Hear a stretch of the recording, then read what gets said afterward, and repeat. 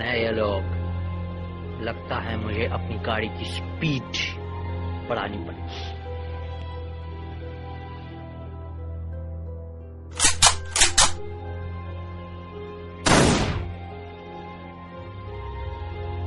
Save me!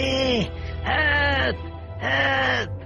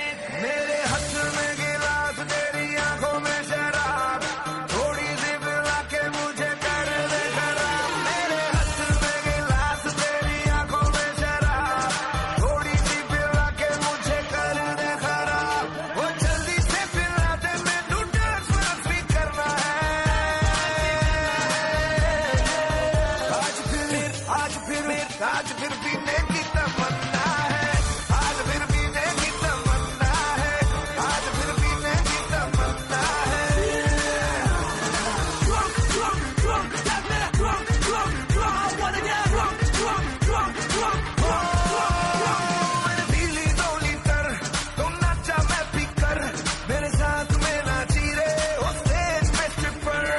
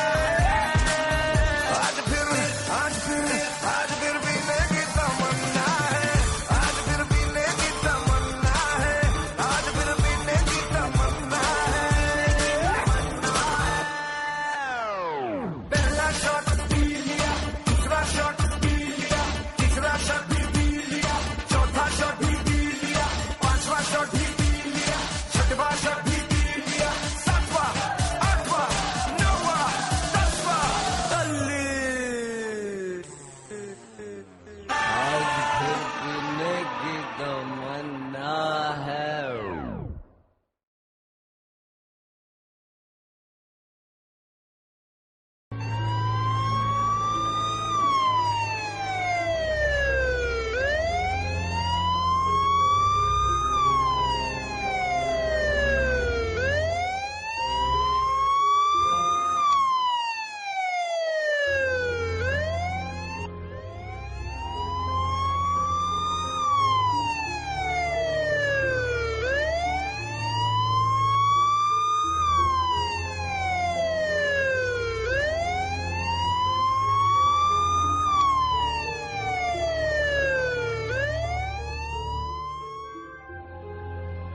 वो sir जी, गोली पीछे से लगी थी।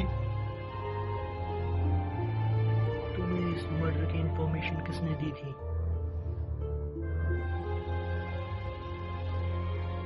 जी सर जी, यहाँ पर एक होटल है, उस होटल के मैनेजर ने सर जी। कहाँ है वो?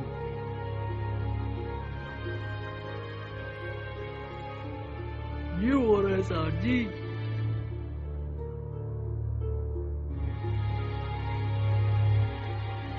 तो फोन आपने किया था? हाँ इंस्पेक्टर साहब, जैसे ही मुझे पता चला कि खून हुआ है तो मैंने इन्फॉर्म कर दिया। इनके बारे में कुछ डिटेल में बताएं। भाई मैं इनके बारे में ज़्यादा कुछ तो नहीं जानता, बस इतना पता है कि इनका नाम हीरा लाल है। मैं इन्हें अच्छे से पहचानता हूँ। कल रात को ये हमारे घी होटल में डिनर कर रहे थे। और कुछ? और कुछ नहीं पता साहब। थैंक यू मैनेजर साहब। अरे इसकी कोई जरूरत नहीं, ये तो मेरा फर्ज था। और वैसे भी अगर आप जैसे पुलिस इस शहर में हो तो क्रिमिनल्स जनता पे बोझ नहीं कहलाएंगे। हा हा हा। जी शुक्रिया। मेहता। जी सर जी। इनका बयान लिखो और लाश को पोस्टमार्टम के लिए भेजो।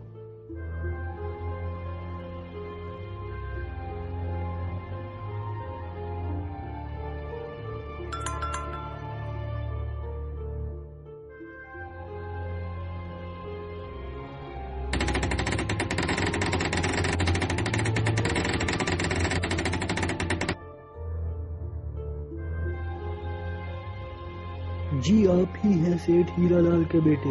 हाँ जी, मैं उनका बड़ा बेटा हूँ। बोलिए क्या बात है? जी उनका किसी ने मर्डर कर दिया है, लाश पोस्टमार्टम के लिए गई है। आपको मेरे साथ अभी पुलिस स्टेशन चलना पड़ेगा। क्या ऐसा नहीं हो सकता? चलिए अभी पुलिस स्टेशन।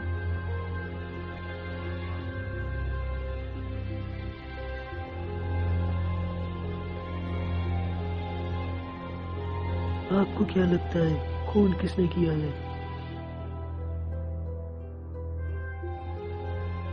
जी मैं इस बारे में कुछ नहीं जानता। आपके डैडी की किसी से दुश्मनी? जहाँ तक मैं अपने डैडी को जानता हूँ वो बहुत अच्छे इंसान थे, सबके साथ अच्छे से रहते थे, किसी से कोई दुश्मनी नहीं थी उनकी। पता नहीं ये कैसे हो गया।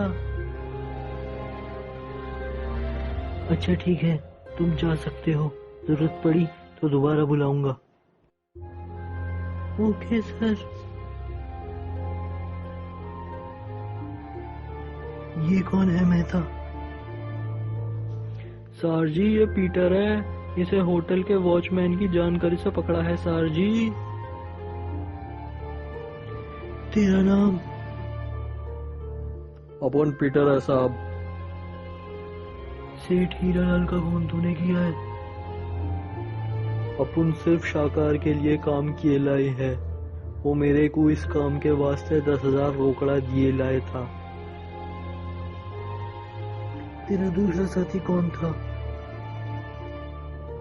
वीरू भाई, वीरू तारदेव। ठीक है हवलदार, इसे लॉकअप में बंद कर दो। आज सेठ दीनदयाल आए थे।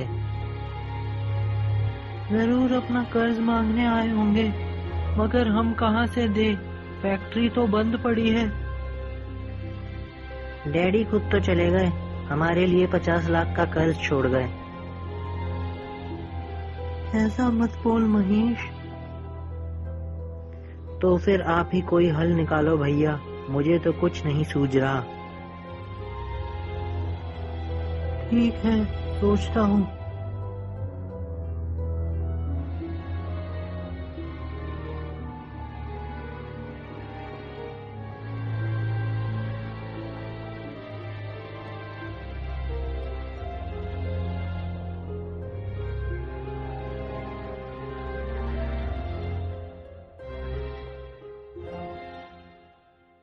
शाकार देख, अगर तू अपना गुनाह कबूल करता है तो ये अदालत तुझे सरकारी गवाह बना लेगी और तुझे सजा भी नहीं होगी।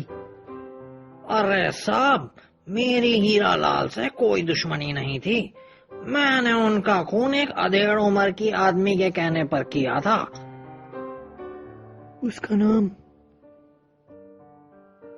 अरे साहब, उसने अपना नाम पता नहीं बताया, गन्ना चूस के। हुलिया याद है? अरे साहब, उसकी उम्र 35 से 40 की थी। एक पैर से लंगड़ा था और गंजा था, गन्ना चूस के। ठीक है शाकार, अगर ये खबर सच है तो तुम सजा से बच जाओगे। अरे साहब, मैं झूठ नहीं बोलता साहब, गन्ना चूस के।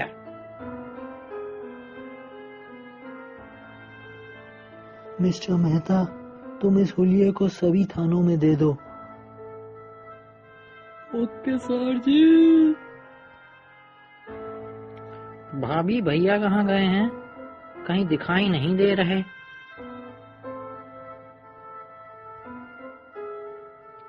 किसी का फोन पाकर बाहर गए हैं। बहुत खुश नजर आ रहे थे, कह रहे थे कि अब मुझे जल्द ही करोड़ों की दौलत मिल जाएगी। मगर इतनी दौलत तो लॉटरी से भी नहीं मिलती। लेकिन वो तो कह रहे थे। फोन किसका आया था? उनके किसी दोस्त का। मेरी नजर में उनका कोई भी ऐसा दोस्त नहीं जो उन्हें 10-20 हजार दे सके। भाभी, कहीं वो कुछ उल्टा सीधा काम करने की तो नहीं सोच रहे? मुझे दिनेश पे पूरा भरोसा है, वो इन चक्करों में कभी नहीं पड़ेंगे।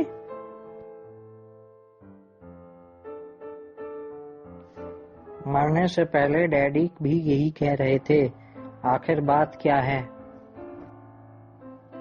माँ, डैडी के मरने से पहले उनका कोई दोस्त उनकी मदद कर रहा था पैसे को लेके। नहीं, ऐसा तो कोई नहीं था। हाँ, बस मुनीम जी थे, जिनकी तारीफ करते रहते थे। उन्हें तो वो अपने दोस्त से भी ज्यादा मानते थे। माँ, आज भैया भी अमीर बनने की बातें कर रहे थे। मन में व्यर्थ के भ्रम नहीं पालते बेटा। ठीक है माँ।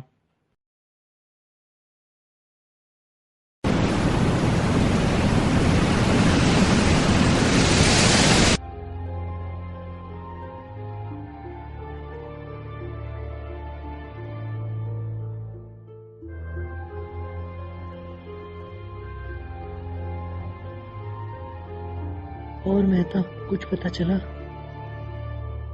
सर जी, उनके दोस्तों में ऐसा कोई नहीं जो लंगड़ा के चलता हो। कोई दुश्मन उनका?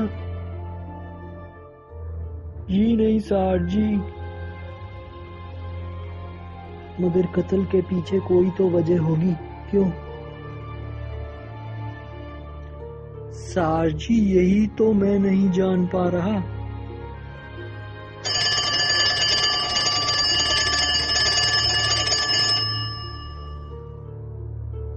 Hello, inspector Bhalla speaking. देखिए, मैं मीरा पैलेस से महेश बोल रहा हूँ। कहिए, कैसे फोन किया? सब खैरियत तो है? इंस्पेक्टर साहब, डैडी पर लाखों का कर्ज चढ़ा था। वो अक्सर परेशान रहते थे, लेकिन मरने से पहले एक दिन वो बेहद खुश थे। क्यों? डैडी माँ से कहते थे कि अब उनका कर्ज उतर जाएगा। मैं आपका मतलब समझा नहीं। इंस्पेक्टर साहब, मुझे लगता है रातों रात अपना कर्ज उतारने के लिए वो किसी स्मगलर के चक्कर में पड़ गए थे।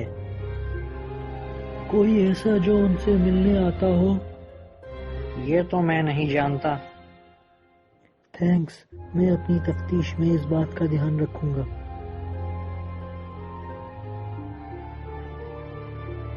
भैया, क्या आप किसी से कर्ज लेने गए थे? नहीं तो ये किसने कह दिया? भाभी कह रही थी आपको करोड़ों की दौलत मिलने वाली है। क्या ये सच बात है? नहीं, फिलहाल तो नहीं। सब किस्मत की बात है। मैं समझा नहीं। मेरा मतलब है, अगर किस्मत साथ दे तो कुछ भी मुश्किल नहीं। भैया, ये कैसी बहकी बहकी बातें कर रहे हैं? मुझे मुनीम जी से पूछना पड़ेगा।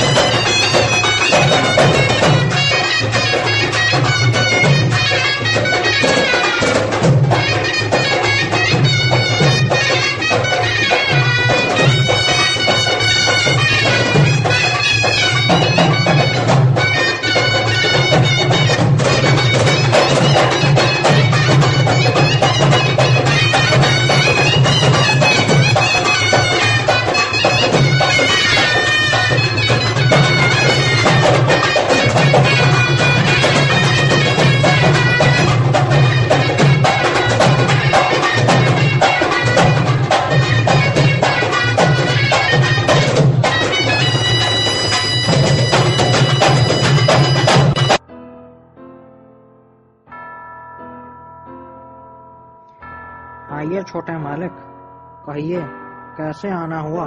अंदर आइए, थोड़ा चाय शाय पीते हैं। नहीं मुनीम जी, मैं किसी खास मकसद से आया हूँ। मुझे सिर्फ आपसे ये पूछना है कि क्या आज भैया आपके पास आए थे?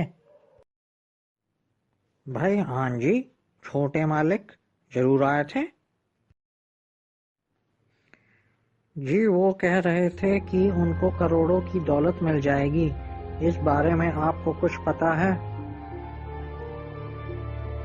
जी मालिक, लेकिन करोड़ों की नहीं, लाखों की।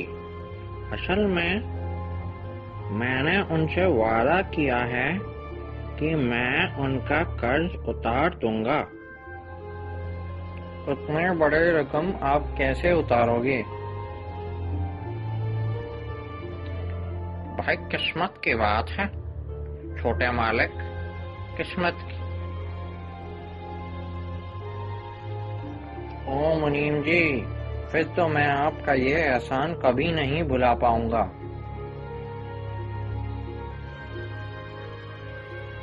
अगर ऐसा हुआ तो हम टेंशन से उभर जाएंगे। सर जी, लंगड़े आदमी का तो कुछ पता नहीं चला। मुझे लगता है हीरा लाल का कातिल शाकार ही है। मेहता खूनी शाकार पीटर या वीरू नहीं। शाकार ने पीटर और वीरू से खून किसी दूसरे के कहने पर करवाया है। हमें उसकी तलाश है। हाँ जी सर जी।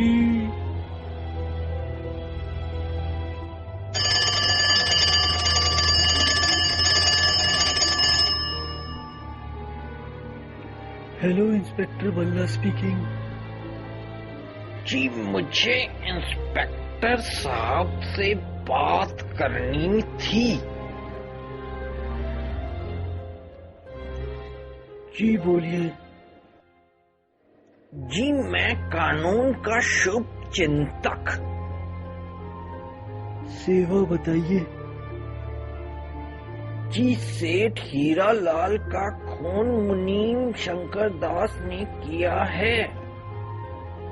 मगर क्यों? जी ये मैं नहीं जानता। आपका नाम? Sorry inspector.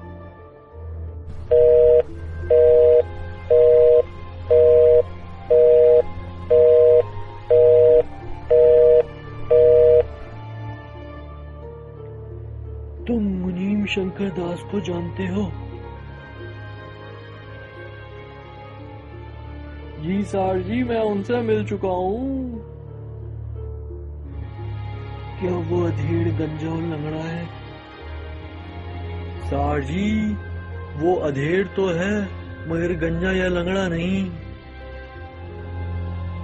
चलो जल्दी, हमें अभी जाना पड़ेगा। कहाँ सर जी? मुनीम जी के यहाँ? हाँ, किसी अनजाने ने फोन पे कहा है कि सेठ हीरा लाल का कातिल मुनीम शंकर दास जी है। सर जी, मुझे तो ये लगता है कि वो हमें पागल बना के मुनीम जी को फंसाना चाहता है। मुझे ये नहीं लगता। सर जी, उसने अपना नाम बताया? नहीं। फिर तो सर जी वो हमें बिल्कुल पागल ही बना रहा है।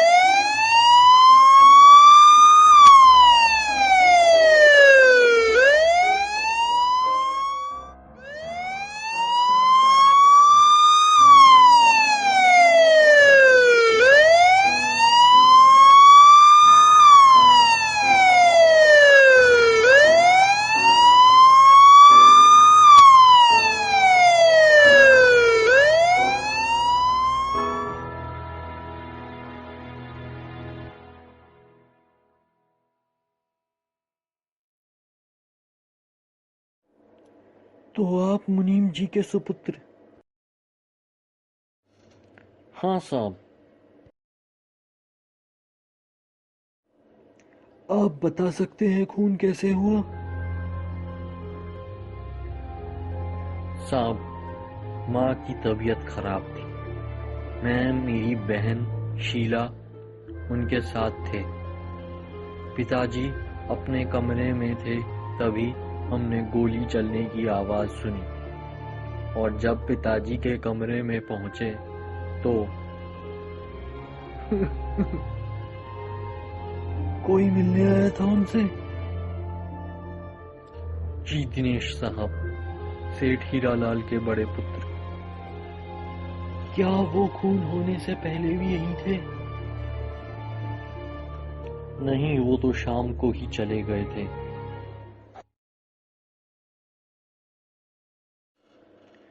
मेहता, तुम ये केस जारी रखो, मैं अभी आता हूँ। मुझे दिनेश और महेश दोनों से मिलना पड़ेगा। मिस्टर दिनेश, एक बुरी खबर है। किसी ने मुनीम शंकर दास का खून कर दिया है। खून? मगर वो तो शाम को ही मुझसे मिले थे। मैं जानना चाहता हूँ आप उनसे क्यों मिले थे? देखिए, हमारी फैक्ट्री कई दिनों से बंद पड़ी है। मैं उनसे कहने गया था कि वो मजदूर यूनियन के नेता से बात कर ले, मगर मुनीम जी की किसी से क्या दुश्मनी हो सकती है? इस बात का पता तो बाद में ही चलेगा।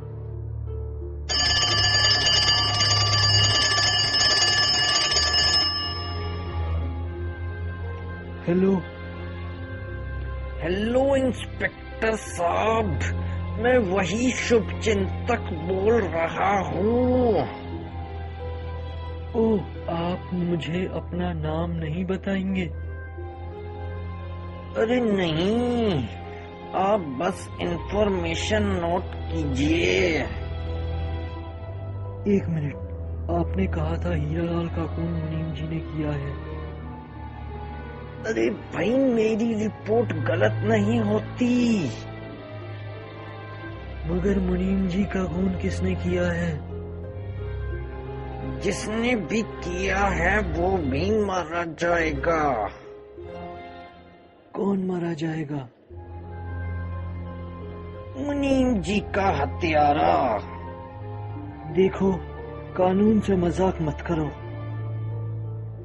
खैर छोड़ो, मैं आपको एक और चीज बता रहा हूँ। कोई हीरालाल के बेटे दिनेश का भी खून कर सकता है। कौन? उसका भाई महेश। एक भाई दूसरे भाई का खून? मगर क्यों? वो मैं नहीं जानता। कमाल है, आखिर है कौन ये अनजान शुभचिंतक? सार जी, खूनी के फिंगरप्रिंट्स ले लिए हैं और लाश को पोस्टमार्टम के लिए भेज दिया है। पूछताछ करने पर कोई नई बात सामने आई? सार जी, दरअसल मुनीम जी कहते थे कि वो जल्द ही अमीर बन जाएंगे। ये सब वो किससे कहते थे? सार जी, अपनी बीवी और बेटे से। कमाल है, हीरालाल भी यही कहता था। आखिर चक्कर क्या है, कुछ समझ नहीं आ रहा। मेहता, तुम दिनेश पे नजर रखो। सार जी, क्या आपको किसी पर शक है? नहीं, मुझे लगता है कि दोनों एक ही तरीके से मरे हैं। ऐसा लगता है कि दोनों लालच के चक्कर में किसी स्मगलर से जुड़ गए थे।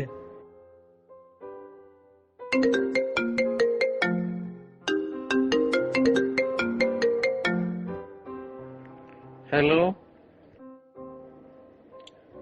महेश, मैं तुम्हारे डैडी का दोस्त एडवोकेट केशवानी बोल रहा हूँ।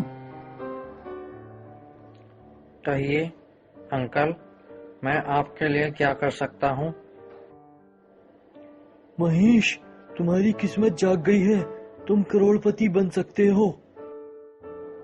मगर कैसे? पहले जमान दो कि तुम ये बात किसी को नहीं बताओगे। प्रॉमिस अंकल, मैं ये बात किसी से भी शेयर नहीं करूँगा। क्या तुम्हारे डैडी के कोई रिश्तेदार इस देश से बाहर रहते थे? जी हाँ, मेरे नाना जी। और ये भी सच है कि वो तुम्हें बहुत चाहते थे, नहीं?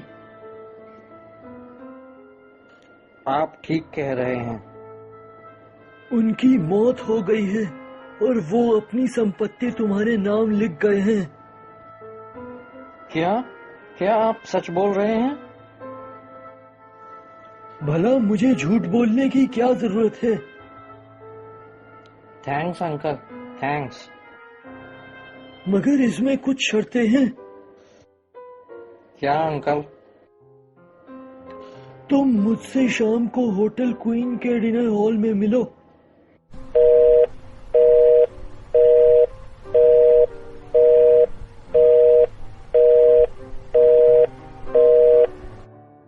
उफ, फोन ही काट दिया। हे भगवान, तेरा लाख लाख शुक्र है। क्या बात है मेहता, तुम इतने बेचैन लग रहे हो? सर जी, मैंने अभी दिनेश का पीछा किया था। अच्छा, कहाँ है वो? हारपुर रोड के खंडर में सर जी। इतनी रात को खंडर में क्यों? सर जी, ऐसा लगता है वो कुछ ढूंढ रहे हो। क्या वो अकेला है? हाँ जी सर जी, बिल्कुल अकेला। सर जी, एक बार उस खंडर में तस्करी का माल पकड़ा गया था। मुझे शक है कि दिनेश का संबंध तस्कर गिरोह से ना हो। हमें देखना होगा सर जी। तुम ठीक कह रहे हो मेहता। चलो सर जी। अंकल, आप मुझे यहाँ क्यों ले आए? ये बताने के लिए कि तुम्हारे नसीब की चाबी दिनेश के हाथ में है और वो यही है। वसीयत के कागज दिनेश के पास हैं और वो यही हैं। ऐसा कैसे हो सकता है? दिनेश मेरी कोठी पर गया था, उसने कागज छुपाए और यहाँ चलाया। क्या आप सच कह रहे हैं? चलकर अपनी आंखों से देख लो। वो देखो, दिनेश उस चट्टान को हटा रहा है। ओह, तो भैया मुझसे झूठ बोलते रहे। अब समझा भैया कि आप किस आधार पर करोड़पति बनने वाले थे। मुझे चुराए हुए कागज सौंप दो। क्या? कौन से कागज महेश? और तुम यहाँ? मुझे वसीयत के कागज चाहिए। गिरेबान छोड़ दे महेश। कागज नहीं मिले तो मैं तेरा खून कर दूंगा। फंस गई ना बेवकूफो, अब मैं तुम दोनों को ही खत्म कर दूंगा।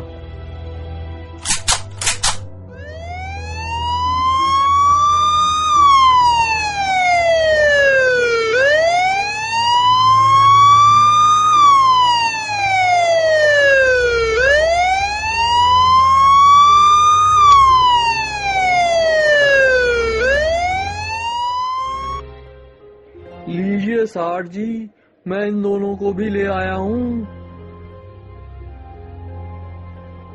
मेरा नाम विनोद है। मैं हीरा लाल की फैक्ट्री में क्लर्क था। एक दिन मुझ पर 30,000 के गायब होने का आरोप लगाकर मुझे जेल भिजवा दिया गया। मैंने उसी दिन हीरा लाल के परिवार को मिटाने की कसम खा ली थी। जब जेल से छूटकर मैंने एक खजाने का नक्शा तैयार किया। वो नक्शा मैंने महात्मा के रूप में हीरा लाल तक पहुंचा दिया। हीरा लाल ने खजाने का भेद मुनीम जी पर खोल दिया। मगर हीरालाल का खून किसने किया? मुनीम जी ने कराया। वो इस खजाने को अकेले ही पाना चाहता था।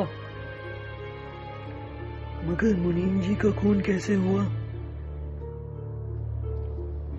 मैंने दिनेश को फोन पे बताया कि मुनीम जी के पास खजाने का नक्शा है। तब उसने मुनीम जी का खून कर दिया और नक्शा चुरा लिया। और आज उसी खजाने के पीछे दिनेश उस खंडर में गया था। जी, फिर मैंने महेश को बेवकूफ बनाया। मैं चाहता था कि महेश खुद वसीयत के लालच में दिनेश का खून कर डाले। मगर जब दोनों की बातों से ऐसा नहीं लगा तो मैंने चुपके से अपनी रिवॉल्वर निकाली।